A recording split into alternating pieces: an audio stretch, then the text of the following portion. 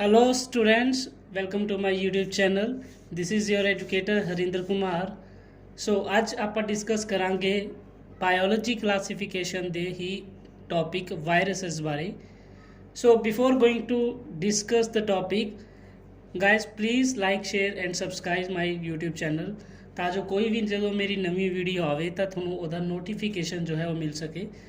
Okay, so coming to the topic viruses ਨੂੰ ਬੇਟਾ ਕਿਉਂਕਿ ਅਸੀਂ ਬਾਇਓਲੋਜੀਕਲ ਕਲਾਸੀਫਿਕੇਸ਼ਨ ਦੇ ਵਿੱਚ 5 ਕਿੰਗਡਮ ਜਿਹੜੇ ਨੇ ਉਹ ਕੰਪਲੀਟ ਕਰ ਲਏ, ਬਟ ਅਸੀਂ ਕਿਤੇ ਵੀ ਵਾਇਰਸਸ ਦੀ ਗੱਲ ਨਹੀਂ ਕੀਤੀ ਕਿਸੇ ਵੀ ਸਿਸਟਮ ਦੇ ਵਿੱਚ, ਕਿਉਂਕਿ ਵਾਇਰਸਸ ਨੂੰ ਅਲੱਗ ਹੀ ਕਿੰਗਡਮ ਦੇ ਵਿੱਚ ਕਹਿ ਲਓ ਰੱਖਿਆ ਹੋਇਆ ਜਾਂ ਕਹਿ ਲਓ ਕਿਸੇ ਵੀ ਕਿੰਗਡਮ ਦੇ ਵਿੱਚ ਨਹੀਂ ਰੱਖਿਆ ਹੋਇਆ due to it's structural complexity.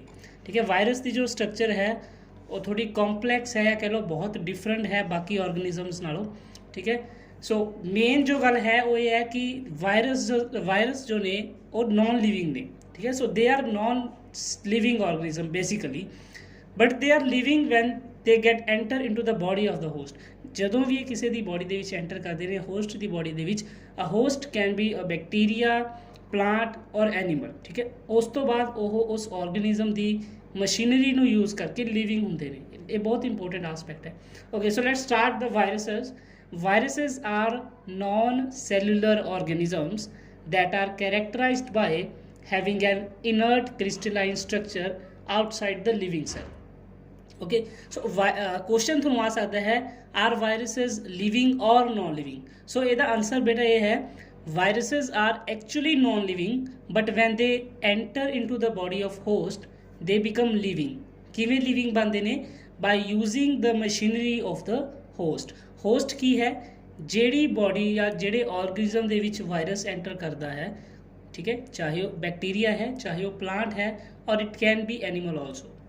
The virus name mean venom. ਠੀਕ ਹੈ, ਵਾਇਰਸ ਵਰਡ ਦਾ ਜੋ ਮਤਲਬ ਹੈ ਉਹ ਵੈਨਮ ਜਾਂ ਪੋਇਜ਼ਨ ਤੋਂ ਹੈ. ਠੀਕ ਹੈ, ਜ਼ਹਿਰ ਤੋਂ ਹੈ. It is given by Pasteur DJ Ivanovsky in 1892. he demonstrated tobacco plant infected by a virus called TMV और tobacco mosaic virus.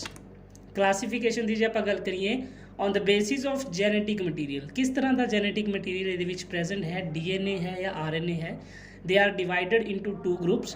first is DNA और deoxyvira या deoxyvira, for example cauliflower mosaic virus CMV, या फिर they can be RNA और राइबॉक्सीविरा, for example rabies virus, polio virus, retrovirus, HIV और AIDS, है ना, इन्होंने बारे तुसीं सुनिया होगा.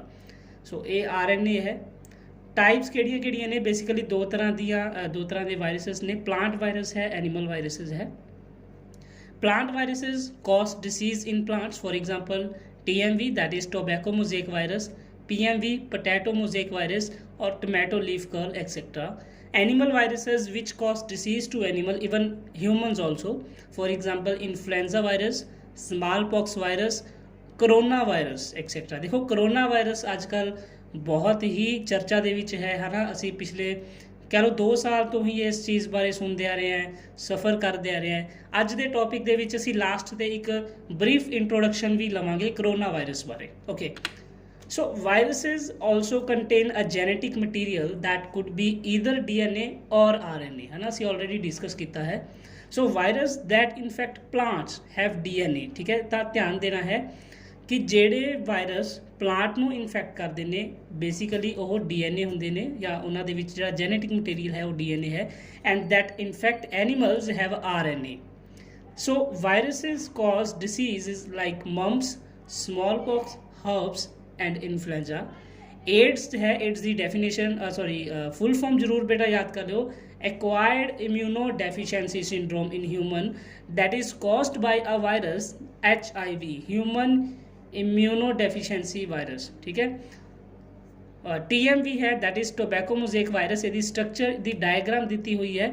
ਇਹਦੀ स्ट्रक्चर ਦੇ ਵਿੱਚ ਜੋ ਮੇਨ ਹੈ that is a protein coat, this is called capsid. You can see in the diagram बहुत सारे कैप्सिड्स ने. ठीक है, एक सिंगल यूनिट ਨੂੰ ਅਸੀਂ ਜੋ ਸਮਾਲ ਸਬ ਯੂਨਿਟ ਹੈ ਉਹਨੂੰ ਅਸੀਂ ਕੈਪਸੋਮੀਰ ਕਹਿੰਦੇ ਆ. ਉਹਦੇ ਨਾਲ ਹੀ ਬੈਕਟੀਰੀਓਫਾਜ ਦੀ ਡਾਇਗਰਾਮ ਹੈ. ਇਹ ਡਾਇਗਰਾਮ ਚੰਗੀ ਤਰ੍ਹਾਂ ਮੈਂ ਅਗਲੀ ਸਲਾਈਡ ਦੇ ਵਿੱਚ ਰੱਖੀ ਹੋਈ ਹੈ, ਤੁਸੀਂ ਉਹ ਜ਼ਰੂਰ ਡਰਾ ਕਰਨੀ ਹੈ. So you can see a T for bacteriophage. ठीक है। ਤੁਹਾਨੂੰ ਡਾਇਗਰਾਮ ਪੁੱਛੀ ਜਾ ਸਕਦੀ ਹੈ ਇੱਕ ਟਿਪੀਕਲ ਵਾਇਰਸ ਦੀ, ਤਾਂ ਤੁਸੀਂ ਇੱਕ ਟਿਪੀਕਲ ਵਾਇਰਸ ਦੀ ਜੋ ਡਾਇਗਰਾਮ ਹੈ ਉਹ ਕੁਝ ਇਸ ਤਰ੍ਹਾਂ ਦੀ ਬਣਾਉਣੀ ਹੈ। ਇਟ ਕੰਟੇਨਸ ਅ ਹੈਡ, ठीक है, ਹੈਡ ਦੇ ਵਿੱਚ DNA या RNA जो भी जेनेटिक मटीरियल है कुछ भी होगा, ठीक है। उस तो बाद कॉलर रीजन है, नैक है, ठीक है, विस्कर्स ने, नीचे कुछ टेल लाइक स्ट्रक्चर है, they are called tail fibres. जो भी वायरस किसी सैल ਦੇ ਵਿੱਚ ਅਟੈਕ ਕਰਦਾ ਹੈ ਤਾਂ ਇਹਦੀ ਟੇਲਸ ਦੇ ਥਰੂ ਪੈਨੇਟ੍ਰੇਟ ਕਰਦਾ ਹੈ into the cell. There is a tail tube, there is tail pins और base plates. Okay, coming to the reproduction, phagic reproduction has a 2 cycle, ठीक है। सो ਇਹਦੇ ਵਿੱਚ ਜਿਹੜੀ ਫੈजिक ਤੇ ਫਿਨੋਸਿटिक टाइप ਦੀ सॉरी पिनोसिटिक टाइप ਦੀ जो रिप्रोडक्शन है, सो फैजिक रिप्रोडक्शन ਦੇ ਵਿੱਚ 2 ਸਾਈਕਲਸ ਨੇ, one is lytic cycle and second is lysogenic cycle. Okay, so theory पढ़न तो पहला तुसी एक देख सकते हो डायग्राम है या कह लो लाइफ साइकिल है किस तरह इन्फेक्ट करता है। सो सब तो पहला तुसी लिखा है जो 1 attachment and inject viral genome into the cell. पहला तुसी ये चीज़ ध्यान से देखो, इत्थे 2 चीज़ां ने, एक होस्ट सैल है, होस्ट सैल वो सैल है जिहदे विच वायरस जो है वो इन्फेक्ट करूगा। मान लो ये साडे बॉडी का सैल है, होस्ट सैल है। दूसरे पासे एक वायरल जीनोम है जिहड़ा कि एक वायरस है, मान लो कि यह कोरोना वायरस का है, ओके, सपोज कर लो कोरोना वायरस का है, ओके। उस तो बैक्टीरिया के कोल भी, चलो असी गल कर रहे सी अपनी सैल की, मान लो ये एनीमल क्रोमोसोम है, ह्यूमन जो है क्रोमोसोम है, ये वायरल जीनोम भी है, ओके। उस तो बाद ये अपने जो जीनोम है वायरस का, ठीक है, RNA है या DNA है, वो होस्ट की बॉडी के इंजैक्ट कर दूगा, ठीक है। जो तुसी देख सकते हो कुछ ब्लू कलर का है वो वायरल का जीनोम है, जबकि जो ग्रीन कलर का है वो बैक्टीरियल क्रोमोसोम है, ओके।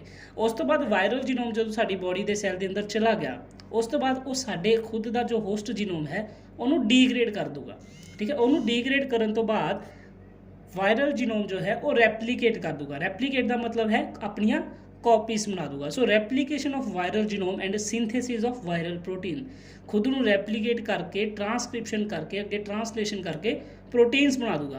मतलब कि कहने का यह है कि हुण साडे सैल दे विच वायरल दे जीनोम का कब्जा हो गया, साडे आप दे जो जीनोम सी वो डीग्रेड हो गया। उस तो बाद असैंबली एंड रिलीज़, ठीक है, बहुत जिन्ने भी पार्ट सी ये सारे असैंबल हो गए, एक स्ट्रक्चर प्रॉपर बन गई, ठीक है, तो रिलीज़ हो गए, सैल दे विचों रिलीज़ हो गए, बॉडी च चले गए। जो साडा जो सैल सी ਉਹਦਾ ਤਾਂ ਡੈਥ ਹੋ ਗਈ, ਠੀਕ ਹੈ, ਕਿਉਂਕਿ ਕਬਜ਼ਾ ਹੀ ਵਾਇਰਲ ਜੀਨੋਮ ਨੇ ਕਰ ਲਿਆ। So death of the host cell, ਉਸ ਤੋਂ ਬਾਅਦ ਇਹ ਆਪਦਾ ਇੱਕ ਨਿਊ ਵਾਇਰਸ ਕੱਢ ਦਿੰਦੇ ਨੇ ਜਿਹਨੂੰ ਅਸੀਂ ਬੈਕਟੀਰੀਓਫਾਜ ਕਹਾਂਗੇ। So this is a lytic cycle. So in lytic cycle, the viral genome or its complementary DNA does not integrated with the host DNA, ठीक है। DNA अपने DNA ਦੇ ਨਾਲ ਇੰਟੀਗ੍ਰੇਟ ਨਹੀਂ ਕਰੂਗਾ, ਸਗੋਂ ਸਾਡੇ DNA ਨੂੰ ਜੋ ਡੀਜਨਰੇਟ ਕਰ ਦੂਗਾ, ਖਤਮ ਕਰ ਦੂਗਾ। The viral genome replicates, replication ਦਾ ਮਤਲਬ ਹੈ ਕਾਪੀਜ਼ ਬਣਾਉਣਾ, and rapidly and form a number of copies in the same host cell, बहुत सारियां copies अपनियां बना दूंगा। The cellular machinery of the host is completely taken over by viral genome. The virus is virulent, ठीक है, जो virulent है, जो मतलब disease cause कर देंगे ने, they are virulent. A number of virus particles are liberated when the host cell become lysed. Lysis ਦਾ ਮਤਲਬ ਹੈ ਟੁੱਟ ਜਾਣਾ। ਜਦੋਂ ਸਾਡਾ ਜੋ ਹੋਸਟ ਸੈਲ ਹੈ, ਸਾਡਾ ਸੈਲ ਜਦੋਂ ਉਹ ਟੁੱਟਦਾ ਹੈ, ਉਹਦੇ ਵਿੱਚੋਂ ਬਹੁਤ ਸਾਰੇ ਵਾਇਰਸ ਪਾਰਟੀਕਲ ਲਿਬਰੇਟ ਕਰ ਜਾਂਦੇ ਨੇ। So this is about the lytic cycle. Okay, coming to the lysogenic cycle. So in case of lysogenic cycle, ਇਹਦੇ ਵਿੱਚ ਕੀ ਹੈ ਬੇਟਾ, ਉਹਦੇ ਨਾਲੋਂ ਡਿਫਰੈਂਸ ਕੀ ਹੈ? ਉਹਦੇ ਵਿੱਚ ਜਦੋਂ ਵਾਇਰਲ ਜੀਨੋਮ ਸਾਡੇ ਬੋਡੀ ਦੇ ਅੰਦਰ ਜਾਂਦਾ ਹੈ ਤਾਂ ਕੀ ਕਰਦਾ, ਉਹ ਸਾਡੇ ਜੀਨੋਮ ਨੂੰ ਖਤਮ ਕਰ ਦਿੰਦਾ ਹੈ। ਇਹਦੇ 'ਚ ਇਹ ਨਹੀਂ ਹੁੰਦਾ, ਇਹਦੇ 'ਚ ਵਾਇਰਲ ਜੀਨੋਮ ਸਾਡੇ ਹੀ ਜੀਨੋਮ ਦੇ ਨਾਲ ਇੰਟੀਗ੍ਰੇਟ ਕਰ ਦਿੰਦਾ ਹੈ, ਠੀਕ ਹੈ, ਤੇ ਕੁਝ ਨਵੀਆਂ ਪ੍ਰੋਪਰਟੀਜ਼ ਜੋ ਨੇ ਉਹ ਸੈੱਲ ਐਗਜ਼ਿਬਿਟ ਕਰਦਾ ਹੈ। ਸੋ ਫਸਟ ਤੁਸੀਂ ਦੇਖੋ, the phage attach to the cell surface of bacterium, ਠੀਕ ਹੈ, ਬੈਕਟੀਰੀਆ ਦੇ ਸੈੱਲ ਦੇ ਨਾਲ ਜੋ ਆਪਣਾ ਵਾਇਰਸ ਹੈ ਉਹ ਆ ਕੇ ਲੱਗਿਆ, ਉਹਨੇ ਆਪਦਾ ਜੀਨੋਮ ਛੱਡਤਾ। ਫੇਜ DNA ਐਂਟਰ ਦ ਬੈਕਟੀਰੀਅਲ ਸੈੱਲ, ਉਹ ਜੀਨੋਮ ਬੈਕਟੀਰੀਅਲ ਸੈੱਲ ਦੇ ਨਾਲ ਆ ਕੇ ਲੱਗ ਗਿਆ। ਦ ਫਾਜ DNA integrate into bacterial DNA, ਇੱਕ ਦੂਜੇ ਨਾਲ ਇੰਟੀਗ੍ਰੇਟ ਕਰ ਗਏ। ਦੇਖੋ ਤੁਸੀਂ ਡਾਇਗਰਾਮ 'ਚ ਦੇਖ ਸਕਦੇ ਹੋ, ਜੋ ਥਰਡ ਡਾਇਗਰਾਮ ਹੈ ਉਹਦੇ 'ਚ ਥੋੜਾ ਲਾਈਟ ग्रीन कलर ਤੇ ਇੱਕ ਥੋੜਾ ਜਿਹਾ ਸੈਗਮੈਂਟ ਜੋ ਹੈ ਡਾਰਕ ਗ੍ਰੀਨ ਹੈ, ਉਹ ਜਿਹੜਾ ਥੋੜਾ ਸੈਗਮੈਂਟ ਡਾਰਕ ਗ੍ਰੀਨ ਦਾ ਹੈ ਉਹ ਵਾਇਰਸ ਦਾ ਹੈ, ਦੋਨੋਂ ਇੰਟੀਗ੍ਰੇਟ ਕਰ ਜਾਣਗੇ। ਸੋ integrated ਪ੍ਰੋਫੇਜ replicate van bacterial DNA replicate, ਜਦੋਂ ਬੈਕਟੀਰੀਆ ਦਾ ਡੀਐਨਏ ਰੈਪਲੀਕੇਟ ਕਰੂਗਾ, ਕਿਉਂਕਿ ਵਾਇਰਸ ਦਾ ਜੋ ਜੀਨੋਮ ਹੈ ਉਹ ਇੰਟੀਗ੍ਰੇਟ ਹੋ ਗਿਆ, ਦੋਨੋਂ ਨਾਲ ਰੈਪਲੀਕੇਟ ਕਰਨਗੇ, ਦ ਸੈੱਲ ਮੇ ਐਗਜ਼ਿਬਿਟ ਨਿਊ ਪ੍ਰੋਪਰਟੀਜ਼। ਠੀਕ ਹੈ, ਜੋ ਸੈੱਲ ਹੈ ਉਹਦੇ ਵਿੱਚ ਜਿਹੜੀਆਂ ਪ੍ਰੋਪਰਟੀਜ਼ ਨੇ ਉਹ ਕੁਝ ਨਵੀਆਂ ਪ੍ਰੋਪਰਟੀਜ਼ ਆ ਜਾਣਗੀਆਂ, ਕਿਉਂਕਿ ਦੋ ਤਰ੍ਹਾਂ ਦੇ ਜੀਨੋਮ, ਵਾਇਰਲ ਜੀਨੋਮ ਤੇ ਖੁਦ ਦਾ ਜੀਨੋਮ ਜੋ ਨੇ ਉਹ ਇਕੱਠੇ ਰੈਪਲੀਕੇਟ ਕਰਕੇ। In a lysogenic cycle, the viral genome or its complementary DNA gets integrated with the host DNA। ਇਹ ਜੋ ਡਿਫਰੈਂਸ ਹੈ, ਮੇਨ ਡਿਫਰੈਂਸ ਦੋਨਾਂ ਦੇ ਵਿੱਚ, ਫਸਟ ਵਾਲੇ ਦੇ ਵਿੱਚ ਲੀਡਿਕ ਸਾਈਕਲ ਦੇ ਵਿੱਚ ਇੰਟੀਗ੍ਰੇਸ਼ਨ ਨਹੀਂ ਹੁੰਦੀ, ਲਾਈਸੋਜੈਨਿਕ ਦੇ ਵਿੱਚ ਇੰਟੀਗ੍ਰੇਸ਼ਨ ਹੁੰਦੀ ਹੈ ਦੋਨੋਂ ਜੀਨੋਮਸ ਦੀ। The prophage replicates only once along with the replication of host, ਇੱਕ ਵਾਰੀ ਹੀ ਰੈਪਲੀਕੇਸ਼ਨ ਹੁੰਦੀ ਹੈ, so that a single particle is transferred to a daughter cell. The cellular machinery of the host is only slightly disturbed, ਕਿ ਠੀਕ ਹੈ ਉਹਨੂੰ ਪੂਰੀ ਤਰ੍ਹਾਂ ਖਤਮ ਨਹੀਂ ਕਰਦਾ ਹੋਸਟ ਜੀਨੋਮ ਨੂੰ, ਠੀਕ ਹੈ, ਸੋ ਉਹਦੀ ਜੋ ਮਸ਼ੀਨਰੀ ਹੈ ਉਹ ਜ਼ਿਆਦਾ ਅਫੈਕਟਡ ਨਹੀਂ ਹੁੰਦੀ, it just a slightly disturbed.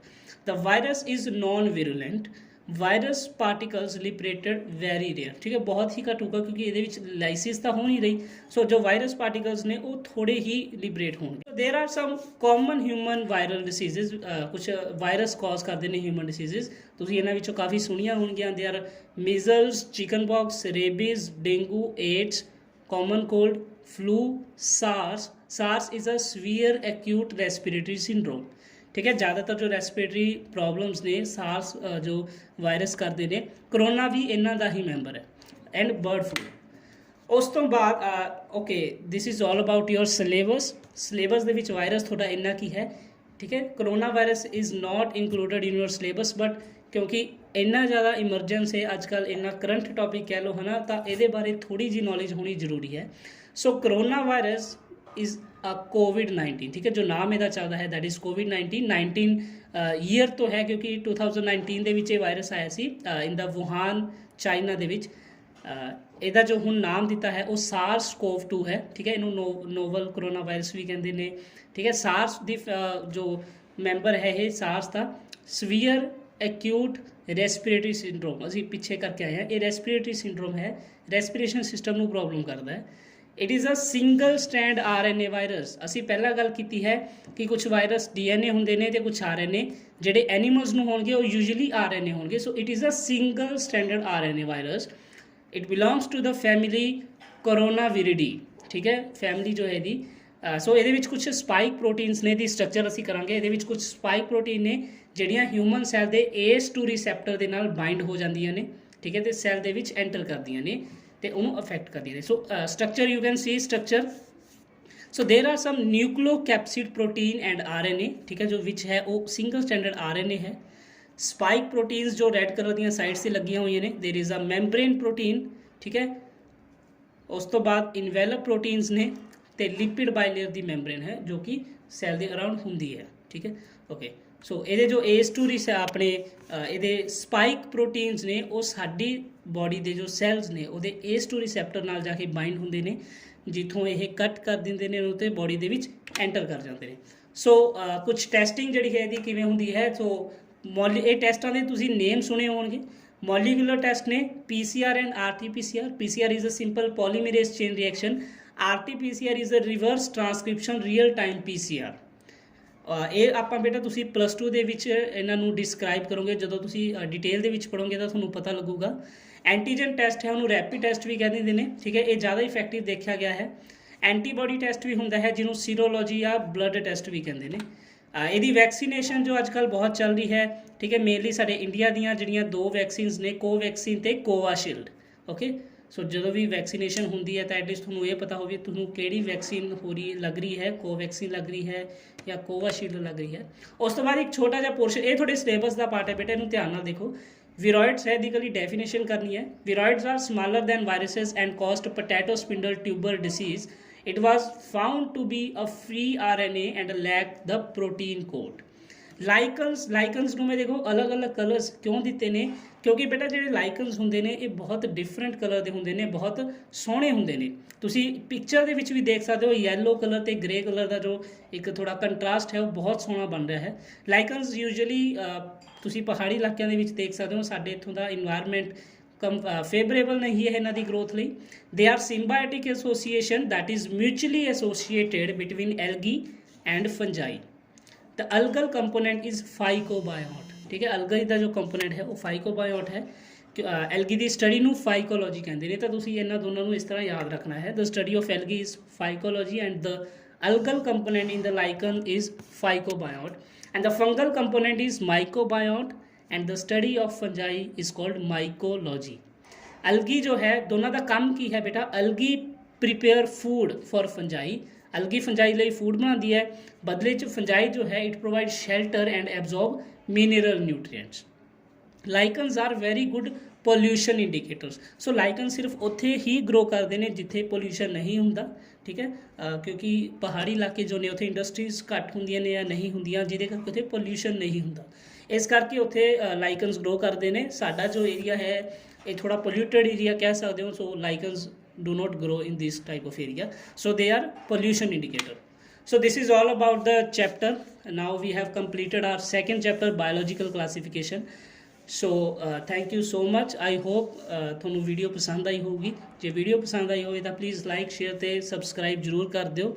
ਠੀਕ ਹੈ, ਸੋ ਇਸੇ ਤਰ੍ਹਾਂ ਆਪਾਂ ਨਵੀਂ ਵੀਡੀਓਜ਼ ਲੈ ਕੇ ਆਵਾਂਗੇ। ਨੈਕਸਟ ਅਸੀਂ ਜੋ ਟੌਪਿਕ ਕਰਨਾ ਹੈ ਉਹ ਥਰਡ ਚੈਪਟਰ ਹੈ ਸਾਡਾ, ਦੈਟ ਇਜ਼ ਪਲਾਂਟ ਕਿੰਗਡਮ। ਠੀਕ ਹੈ, okay, so thank you so much students. So let's make biology easy with Harinder Kumar.